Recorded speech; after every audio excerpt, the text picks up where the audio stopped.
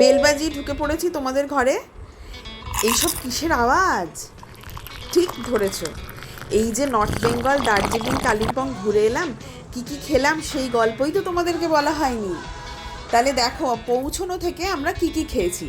প্রথম দিন শিলিগুড়িতে রাতে পৌঁছেছি, কিন্তু এত খিদে পেয়ে গেছিলো, ফটো তুলতেই ভুলে গেছি। তাই পরের দিন ব্রেকফাস্টে চায়ের পর খেয়েছি আমরা আলুর পরোটা, সঙ্গে ছিল আচার আর টক দই।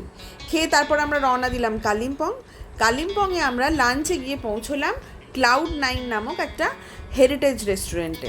সেখানে তো আমরা সব টিবেটান ফুড ট্রাই করলাম। এটা হচ্ছে সেল রুটি, তার সাথে আলুর দম, আর একটা চাটনি ছিল বোধহয় মূলাও, আর এটার নাম কাঞ্চাম্পা। এটা অনেকটা আমাদের ফ্রেঞ্চ ফ্রাইজের মতন।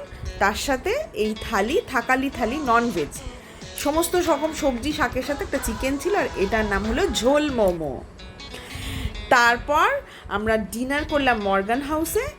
এখানে আমরা আর বেশি কিছু খেতে পারিনি দুপুরে, অত কিছু খাওয়ার পর মাছ ভাজা, ভেজ স্টু আর রুটি ভাত।